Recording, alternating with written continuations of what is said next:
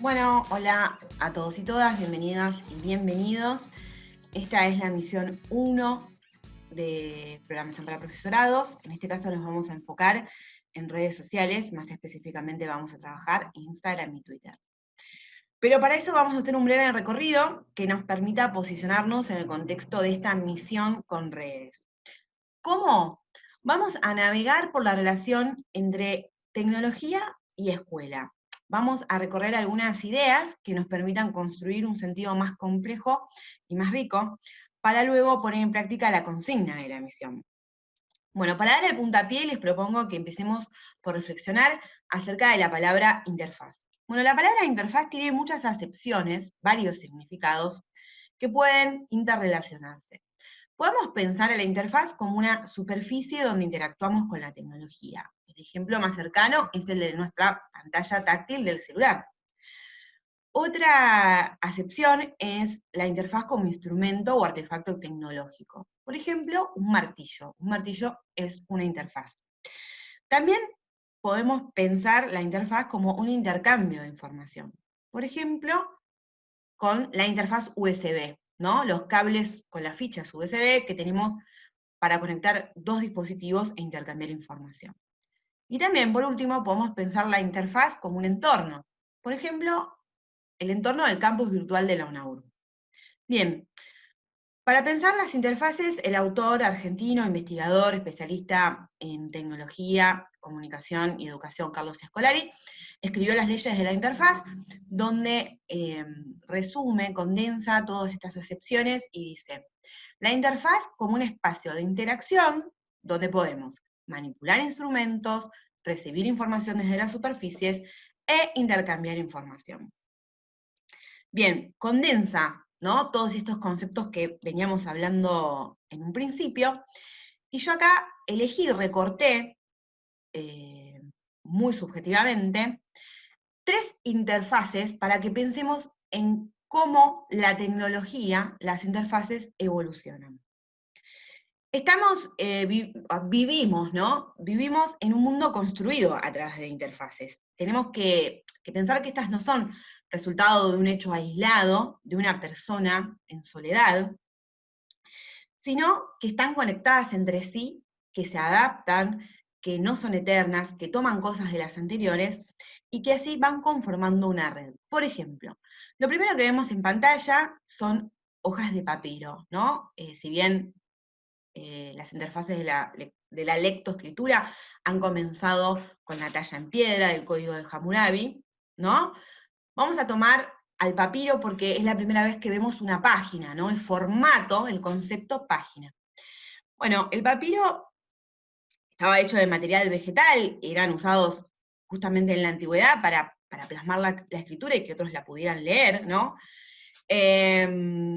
Y se utilizaba al principio de un lado, pero luego por economía se comenzó a utilizar de los dos lados, y es donde vemos, donde comenzamos a ver el formato de columna en la escritura y el alineado justificado, es decir, que todos los renglones tenían la misma extensión, el mismo tamaño, cosa que claramente continúa hasta nuestros días en cómo nosotros consumimos, ¿no? En una revista, en internet, en portales, en las redes sociales, cómo consumimos la escritura. Incluso allí en los papiros es donde se inauguran los comentarios al margen, ¿no? Poder seguir anotando cosas en el mismo documento, una costumbre, digamos, tan actual cuando utilizamos hoy un documento en línea colaborativo y le vamos realizando comentarios. De hecho, los papiros que contenían información sobre medicina o información jurídica, cuando las leyes o las medicinas iban cambiando, se iban actualizando con los comentarios al margen. Eh, las interfaces no son eternas, entonces los papiros no duraron para siempre, si bien ocuparon, digamos, tuvieron su lugar protagonista, en algún momento evolucionaron y se convirtieron en algo más parecido al libro que conocemos hoy, al libro moderno, con los códices, ¿no? Los códices de pergamino, que continúan con la tradición de los pergaminos, de el texto en columna, alguna que otra ilustración, los comentarios al margen, y también con otra característica que hoy en día continúa presente cuando creamos un documento en un procesador de texto, en una planilla, que es nombrar al documento con la primera oración que fue escrita. Y la última interfaz, digamos, salteándome al libro, porque es bastante parecido al códice, llegamos hasta nuestros días, a la actualidad, y podemos ver cómo el formato de la página, ¿no? Adaptado, revisado, reinventado, aún persiste en los soportes digitales, porque nosotros en Internet también visitamos páginas, navegamos la Internet a través del formato de la página. Porque la tecnología no es aislada, no está aislada, no es un hecho solitario, sino que la red sociotécnica evoluciona como un sistema, dice Scolari. Dice, la misma existencia y evolución de las interfaces depende de las relaciones que logren establecer con otras interfaces. O sea, que todas estas superficies, estos entornos, estos instrumentos tecnológicos dialogan entre sí a través de la historia y se complementan, ¿no? ¿Para qué estamos pensando en todo esto? Para poder conceptualizar, para poder tener una idea con varias capas de qué es la tecnología y cómo va evolucionando. Para esto es principal que nos detengamos en el concepto de gramática. ¿Por qué? Porque cada tecnología tiene una gramática que lo podemos definir como una serie de reglas y principios que rigen la creación de significados en un lenguaje. Las interfaces también tienen un lenguaje que regula los intercambios con los usuarios, o sea, una gramática de la interacción. Si ustedes se toman unos minutos, van a poder observar que todos los objetos, que todas las tecnologías que nos rodean, nos dan instrucciones. Tienen un lenguaje. Y nosotros, en general, lo aprendemos por la experiencia. Por ejemplo, el lenguaje con el cual nos comunicamos con las computadoras, el clic, el doble clic, el arrastrar, también se tradujo en los teléfonos celulares, ¿no? Se expandió esa gramática. Por ejemplo, con el doble toque de acercar y alejar. ¿Y quién no ha visto hoy en día a un niño o una niña que se acerca a la tele y quiere con los dos dedos hacer zoom? ¿Por qué? Porque ya tiene incorporada la gramática de los teléfonos inteligentes. Entonces, la tecnología nos da instrucciones y se configura con una gramática, con un lenguaje, para que nosotros los usuarios podamos interactuar. A veces la seguimos al pie de la letra y a veces rompemos ese contrato de interacción que las tecnologías nos proponen. Entonces, ¿para qué hablamos tanto de tecnología y para qué hicimos este recorrido? Para pensar la definición de la evolución y del ecosistema de tecnologías que nos rodean. Es que la escuela también puede ser concebida como una tecnología. Según Inés Dussel, investigadora argentina, podemos definirla como una combinación de saberes elementales, organización institucional y organización pedagógica, o como un conjunto heterogéneo de elementos organizados con una voluntad táctica y estratégica.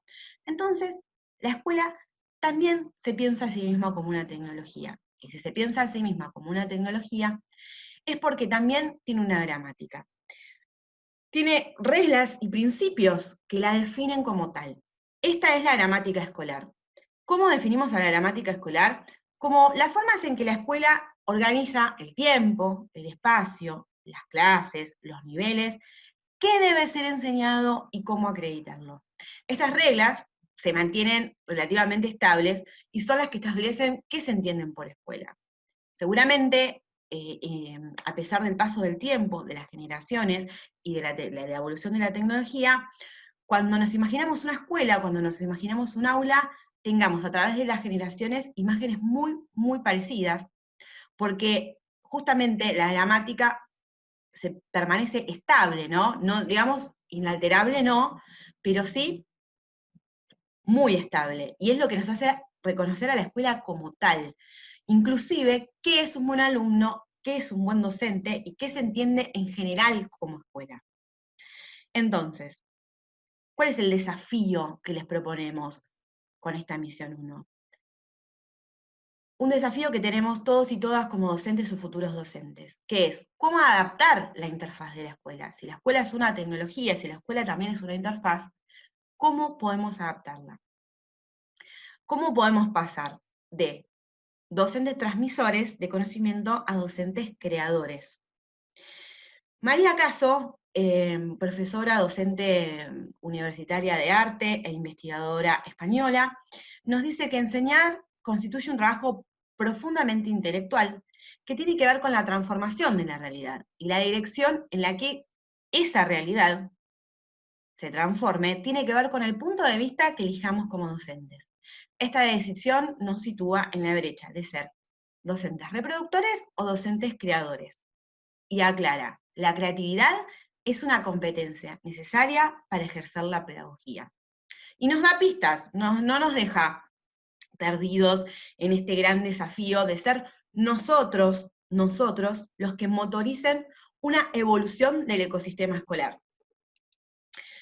Nos da estas pistas, nos dice, vayamos de lo descriptivo a lo narrativo, contemos una historia. Pasemos de lo predecible, ¿no? a esos estudiantes que se sientan, que arrancan la mañana o la tarde y ya saben lo que va a pasar, a lo inesperado. De lo ajeno a lo personal, a interpelar. Del texto al audiovisual, a comenzar a incorporar recursos que no sean solo texto. De los recursos visuales de tiempos pasados a los recursos visuales actuales.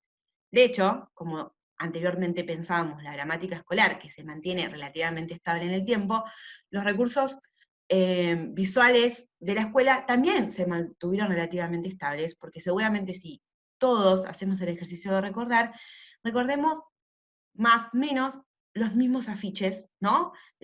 Incluso las mismas ilustraciones, las mismas imágenes en todas las escuelas. Entonces ella nos dice, hagamos uso de los recursos visuales actuales. Pasemos de memorizar a hacer. Pasemos de la isla, de lo aislado, al nodo, a lo que relaciona, a lo que interrelaciona. Y pasemos de lo contemplativo, o sea, pasemos de mirar a lo vivencial, o sea, a pasarlo por el cuerpo. Todo este desarrollo conceptual, María Caso lo desarrolla en su libro Reduvolution, Hacer la revolución en la educación. Lo contamos para que sepan de dónde vienen estos conceptos. Bueno, acabamos de hacer un recorrido por la relación entre la tecnología y su evolución con la escuela como tecnología. Bien, si sumamos a este recorrido los autores de los textos que propusimos para esta misión 1, más el resumen visual que les vamos a dejar tanto en el aula virtual como en nuestra cuenta de Instagram sobre Twitter e Instagram, vamos a hacer un combo completo para que puedan resolver la consigna de la misión 1. Los y las esperamos en el aula.